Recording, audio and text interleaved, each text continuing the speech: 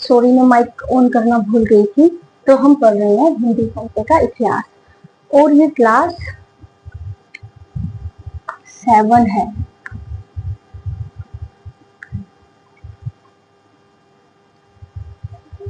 हिंदी साहित्य का इतिहास क्लास 7 और परिभाषाएं भाग 7। तो इसी क्रम में आज हम देखेंगे गणपति चंद्र गुप्त को। तो गणपति चंद्र गुप्त क्या कहते हैं? अतीत के किसी भी तथ्य, तत्व या प्रकृति का वर्णन, विवरण, विवेचन, विश्लेषण को जो कि काल, विशेष या कालक्रम की दृष्टि से किया गया हो, इतिहास कहते हैं। फिर हम देख लेते हैं शंभुनाथ सिंह को। इतिहास केवल घटनाओं और व्यक्तियों के जीवन वृत्त का संग्रह नहीं है, न तो यह विचारधाराओं का आकलन मात्र है, यह मानव चेतना की सक्रियता का विवेचनात्मक अभिलेख है। अब इस क्रम में हमारी केवल एक ही परिभाषा रह जाती है, वो भी देखेंगे और इनको भी आप इम्पोर्टेंट लगा लीजिए। बिल्कुल संभावना है कि कहीं से कुछ भी पूछा जा सकता है। तो एक बार और देख लेते हैं डॉक्टर गणपति चंद्र गुप्त को। अतीत के किसी भी तथ्य, तत्व या प्रकृति का वर्णन, विवरण, विवेचन, विश्लेषण को जो कि काल, विशेष या कालक्रम की दृष्टि से किया गया हो, इतिहास कहते हैं। शंभुनाथ सिंह, इतिहास केवल घटनाओं और व्यक्तियों के जीवन वृत्त का संग्रह नहीं है, न तो यह विचारधाराओं का आकलन मात्र है, यह मानव चेतना की सक्रियता का विवेचनात्मक अभिलेख है। अब हम देखेंगे गोविंद चंद्र पांडे को।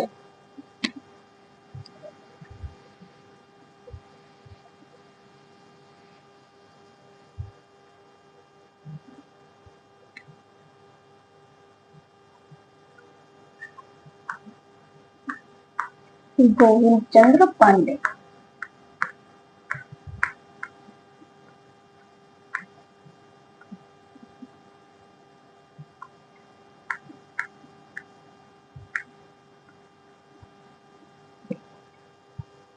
तो ये क्या कहते हैं? इतिहास एक ऐसा ज्ञान में, इतिहास एक ऐसा ज्ञान में, एक ऐसा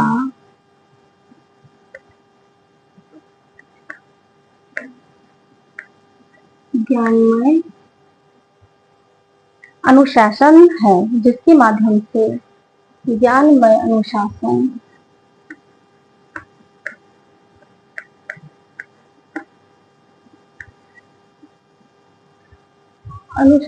है,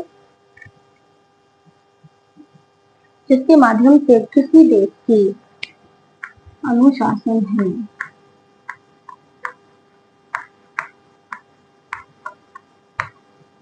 जिसके माध्यम से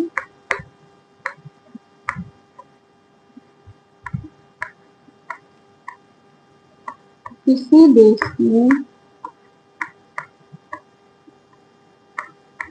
किसी देश की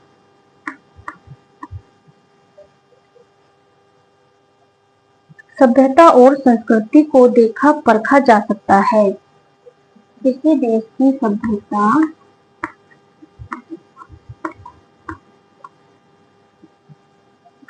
और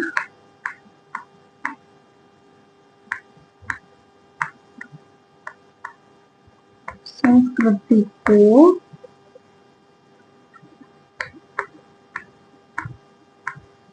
देखा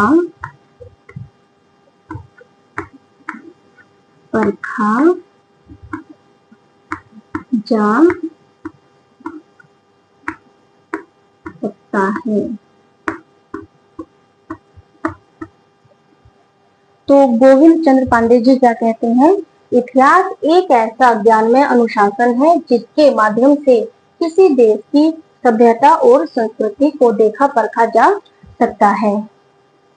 तो इसी के साथ में जो हमारी परिभाषाएं हैं वो हमने कंप्लीट कर ली हैं और आगे हम देखेंगे इतिहास लेखन की पद्धतियों को देखेंगे। इतिहास लेखन की पद्धतियों से भी क्वेश्चन पूछे जाते हैं, तो अब आगे हम उन्हीं को देखेंगे।